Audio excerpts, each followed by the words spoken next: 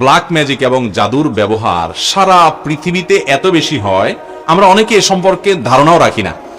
আমি আমার ব্যক্তিগত অভিজ্ঞতার কথা বলতে পারি। আমাদের দেশে ঘরে ঘরে মানুষ ব্ল্যাক ম্যাজিকের শিকার, ঘরে ঘরে, এবং এটা এত পরিমাণ আছে ভেতরে ভেতরে আমরা অনেকে জানি না। আপনারা বিভিন্ন কাগজ দেখেন সোশ্যাল মিডিয়াতে, বিভিন্ন শহরে, বিভিন্ন আপনার বৈদ্যুতিক খুঁটি ইত্যাদিতে তান্ত্রিক অমুক কামরূপ কামাখ্যা থেকে প্রশিক্ষণ প্রাপ্ত, দেখেন না? হ্যাঁ, স্বামী স্ত্রীর মিল মহাব্বত তৈরি, এটা সেটা, দুঃখ দূর, হান তান, এগুলো বেশিরভাগ ব্ল্যাক ম্যাজিশিয়ানদের কাজ।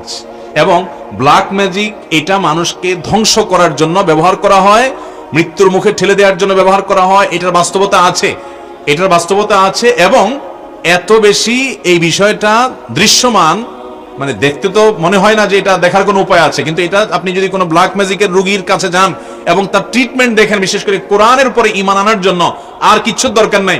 একজন ব্ল্যাক ম্যাজিকের রোগী, তাকে যদি কোরআন পড়ে ফু দেওয়ার পর ট্রিটমেন্ট হওয়ার দৃশ্য আপনি দেখেন, আপনার ঈমানের মিটার তরতর করে বাড়তে থাকবে। আমি আমার জীবনে বহু ঘটনা দেখেছি, একটি দুটি নয়।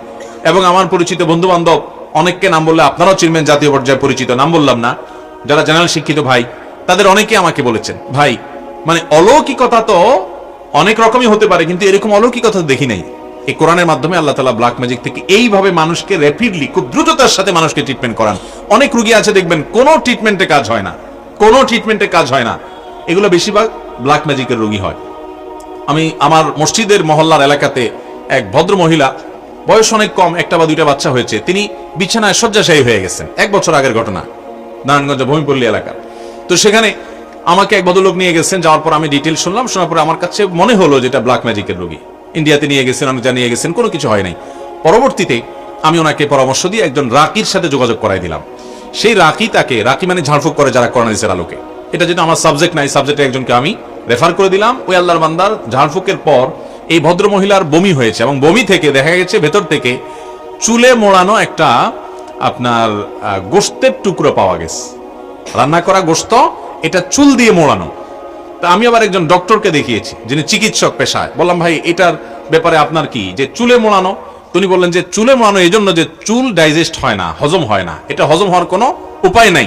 এটাকে চুল দিয়ে এমন ভাবে মোড়ানো হয়েছে যে এটা কোনো দিনই হজম হবে না, ভেতরে থাকবে এবং তাকে শেষ করে দিবে। এবং এটা বের হওয়ার পর থেকে ভদ্রমহিলা পরিপূর্ণ সুস্থ, এখনো বেঁচে আছেন, দিব্যি হাঁটা চলা করেন। এবং আমার মসজিদের পাশে 2-3 বিল্ডিং এর পাশেই তার বাড়ি, এখনো আছেন বেঁচে আল্লাহর বান্দি। এরকম শত সহস্র ঘটনা ঘটে।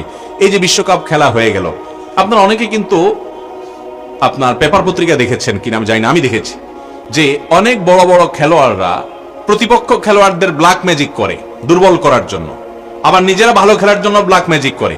উত্তরবঙ্গে একটা খেলা আছে, পাতা খেলা, পেপার পত্রিকা প্রায় লেখালেখি হয়, গুগলে সার্চ দিলে পাতা খেলা দিলে দেখবেন চলে আসছে। আমি এটার উপরে বেশ পড়াশোনা করার চেষ্টা করেছি। এটাতেও ওই তন্ত্র মন্ত্র পাঠ করা হয়, ব্ল্যাক ম্যাজিকের আশ্রয় নেওয়া হয়, এবং একজন ম্যাজিশিয়ান আরেকজনকে টেনে নিয়ে আসে, দুর্বল করে দেয়। তো এগুলো শুধু বাংলাদেশে না, সারা পৃথিবীতে। এটার খোলাসা কথা হলো শয়তানের আশ্রয় নেওয়া। আমরা অনেককে হিরো মনে করি, এরা মূলত শয়তানের পূজারী। এরা দিন শেষে শয়তানের পূজারী। শয়তানের পূজারীরা শয়তানের পূজা করে র্যাপিডলি অনেক কিছু পায়। আল্লাহ রাব্বুল আলামিনের সুন্নাহ বা নিয়ম এটা না, আল্লাহ তাআলার পদ্ধতি এটা না। আল্লাহর প্রতি ঈমান আনয়নকারী বান্দাদেরকে আল্লাহ রাব্বুল আলামিন প্রথমত দুনিয়াতে এটা দেওয়ার জায়গায় আল্লাহ দিবেন আখিরাতে। দ্বিতীয়ত হলো আল্লাহ রাব্বুল আলামিন কোনো কিছু আপনি করবেন আর সাথে সাথে আপনাকে দিয়ে দিবে। এর জন্য আপনার ঈমান যেমন সেরকম তাজা থাকতে হবে, এবং নেক আমল যেরকম আপনার থাকতে হবে, অনেক শর্ত আল্লাহ রাব্বুল আলামিনের তরফ থেকে দেওয়া আছে। মুহতারাম হাজিরিন, খোলাসা কথা হলো ব্ল্যাক ম্যাজিকের রোগী ঘরে ঘরে, জনে জনে, ফ্যামিলিতে ফ্যামিলিতে। এটা আমরা অনেকে জানি না। আমাদের অনেকে বিভিন্ন কবিরাজের কাছে যাই। এই কবিরাজরা দেখা যাবে যে আপনার অনেক সময় অনেক হাড়, অনেক সময় দেখবেন যে অনেক পুতুল, তারপরে যা দেখবেন যে পুতুলের গায়ে আপনার অনেকগুলো পিন লাগানো আছে। হ্যাঁ, ব্ল্যাক ম্যাজিশিয়ানরা এটা করে, নরমালি এগুলা করে। আপনি না বুঝে নিয়ে আসেন, চলে আসেন, এবং ধ্বংসের দ্বার প্রান্তে নিয়ে যান। অনেক মানুষ অসুস্থ হয়ে যায়, অনেকে মৃত্যুর কোলে আস্তে আস্তে ঢলে পড়ে, অনেকের অনেক দিক থেকে, অনেক স্বামী স্ত্রীর মধ্যে মনোমালিন্য তৈরি হয়, অশান্তি তৈরি হয়। ভাইরা আমার, এই ব্ল্যাক ম্যাজিকের রোগী বোঝার উপায় কি? 1 নম্বর কথা হলো যে কোনো ট্রিটমেন্টে কাজ হয় না, অস্বাভাবিক কিছু কর্মকাণ্ড দেখা দেয়। ঘুমের মধ্যে প্রচুর পরিমাণ খাওয়ার অভ্যাস আছে, এবং প্রচুর পরিমাণে আপনার ব্ল্যাক ম্যাজিকের রোগী, তাদেরকে দেখা যায় যে তারা ঘুম আসে, হাই আসে অনেক বেশি, সীমাহীন হাই আসে, মানে মাত্রাতিরিক্ত হাই আসে, এরকম এবং এরকম আর অনেকগুলো বিষয়। বিশেষ করে যারা রুকিয়া করেন, ঝাড়ফুঁক করেন, এই বিষয়টি তারা আর অনেক ভালো বলতে পারবেন। অতএব এটা থেকে বাঁচার উপায় কি? খুব সহজ উপায় ভাই। 1 নম্বর কাজ হলো সকাল সন্ধ্যার দোয়া কখনো ছাড়বেন না, কখনো ছাড়বেন না। বিশেষ করে কিছু দোয়া আছে রক্ষা কবচ, বিসমিল্লাহিল লা ইয়াদুরু মা ইসমিহি 3 কুল, সূরা ইখলাস, সূরা ফালাক, সূরা নাস 3 বার সকাল 3 বার সন্ধ্যা বাসা বাচ্চাদেরকে শুকাই দিবেন, রাত্রে শোয়ার সময় এগুলো পড়ে পুরো শরীরে ফু দিবেন, ফু দিয়ে ঘুমাবেন। এবং টয়লেটে ঢুকেন বের হন বা বাসায় ঢুকেন বের হন, এক কক্ষ থেকে আরেক কক্ষে যান, বিসমিল্লাহ ছাড়া কখনো ঢুকবেন না। বিসমিল্লাহ বলে হাদিসে আসছে শয়তান তার সাথে আর প্রবেশ করতে পারে না, এবং আল্লাহ তাআলা তাকে সেভ করেন। বাসাতে বের হওয়ার সময় বিসমিল্লাহি তাওয়াক্কালতু আল্লাহ পাঠ করেন। এবং কোরআনে কারীমের একটা অলৌকিকত্ব, বিশেষ পুরো কোরআনই অলৌকিকত্ব, এর ভিতরে একটা হলো সূরা বাকারা বাসায় তেলাওয়াত চালু করে রাখবেন। আমি আমার বাসার কথা বলতে পারি, অনেক সময় দেখি বাচ্চারা ঘুমায় না, অস্বাভাবিক আচরণ করে, ছোট ছোট বাচ্চারা। সূরা বাকারার তেলাওয়াত কিংবা কোনো রুকিয়া যখন চালায় করে রাখা হয় অডিও, দেখা যায় যে আস্তে আস্তে পরিবেশ শান্ত হয়ে যায়। আপনি নিজে আমল করে দেখতে পারেন। অতএব কোরআন তেলাওয়াত বাড়াতে হবে। আজ আমাদের ঘরগুলোতে কোরআন তেলাওয়াত চলে গেছে, কোরআন তেলাওয়াত আমরা করি না। আর সকাল সন্ধ্যা দোয়া জিকিরগুলো করবেন, সবসময় বাসা বাড়িতে ঢুকতে বিসমিল্লাহ পড়ে ঢুকবেন, এবং শয়তান কোনো সুযোগ পেতে পারে এরকম কোনো কাজ করবেন না। আল্লাহ তাআলা আমাদেরকে হেফাজত থাকার তৌফিক দান করুন। কোন ব্যক্তি যদি কবিরা গুনাহ করতে করতে মারা যায়, তওবা করার সময় ছিল সে করেনি, আল্লাহ যদি তাকে জাহান্নামে দেয়, সে কি কোনোদিন জাহান্নাম থেকে বের হতে পারবে? অথচ কোরআনে সূরা সিজদা আয়াত নম্বর 20, সূরা জুমার আয়াত নম্বর 19, সূরা আলে ইমরান আয়াত নম্বর 24 ও 25 আল্লাহ পাক বলেছেন যে এরা কোনোদিন জাহান্নাম থেকে বের হতে পারবে না। আপনার মতামত জানতে চাই। ভাইরা আমার, আল্লাহ বলেছেন তারা কখনো জাহান্নাম থেকে বের হতে পারবে না, এই কথা আল্লাহ বলেন নাই। কোরআনে এরকম কোনো কথা আল্লাহ তাআলা বলেন নাই। আল্লাহর কথা হিসেবে কোনো কথা যখন কোট করব আমরা, তখন খুব সাবধানতার সাথে কোট করতে হবে। কারণ আল্লাহর নামে যদি কেউ মিথ্যা কথা বলে, নবী করিম সাল্লাল্লাহু আলাইহি ওয়াসাল্লাম বলেছেন, মান কাযাবা আলাইয়া মুতাআম্মিদান ফালিয়াতাবাওয়া মাকআদাহু মিনান নার। আমার নামে কেউ মিথ্যা বললে তার ঠিকানা সে যেন জাহান্নামে নিশ্চিত জেনে রাখে, সে জাহান্নামের রিজার্ভেশন করে ফেললো টিকেটের।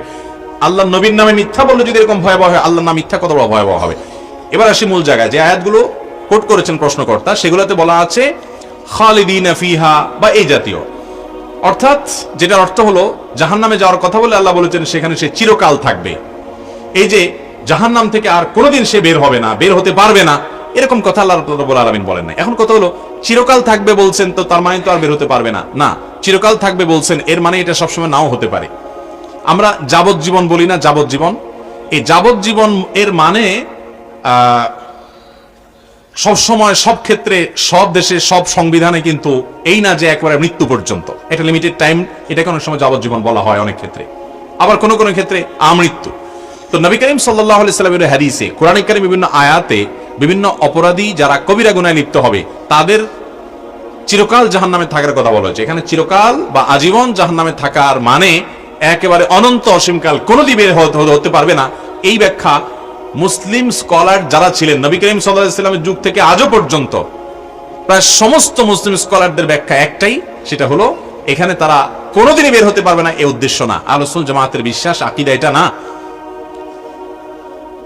এর একটা কারণ এটিও হতে পারে যে অপরাধগুলো যারা করেছে এটাকে হালাল মনে করে, বৈধ মনে করে আল্লাহর বিধানের প্রতি তোয়াক্কা না করে, তারা যদি কেউ আল্লাহর হালালকে হারাম মনে করে, হারামকে হালাল মনে করে, সেই ইমান থেকে খারিজ হয়ে যায়, সেই হিসাবে চিরকাল থাকতে পারে। বাট অপরাধ করেছে, অপরাধের বোধ ছিল, অপরাধ বোধ থাকার পরেও সে স্থায়ী জাহান্নামী হবে না। নবী করিম সাল্লাল্লাহু আলাইহি সাল্লাম থেকে অসংখ্য হাদিস বর্ণিত হয়েছে, বুখারীর একটা হাদিস শুধুমাত্র উল্লেখ করি। নবী করিম সাল্লাল্লাহু আলাইহি সাল্লাম সর্বশেষ জাহান্নাম থেকে বের করা মানুষের কথাও হাদিসে বলেছেন যে কিভাবে তাকে বের করা হবে, তার দৃশ্য পুরা চিত্রায়ন করেছেন নবী সাল্লাল্লাহু আলাইহি সাল্লামের হাদিসে। অতএব বোঝা গেল জাহান্নামে একবার গেলে চিরকাল জাহান্নামে থাকবে, এই বিশ্বাসী হলো আহলুস সুন্নাহ জামাতের বাইরের কিছু সম্প্রদায়, মুতাজিলা সম্প্রদায়। এই মুতাজিলা সম্প্রদায়ের অস্তিত্ব আজ পৃথিবীতে খুব একটা নাই, কিন্তু আমাদের দেশে অনেকেই এই সম্প্রদায়ের এই বিশ্বাস ধারণ করেন।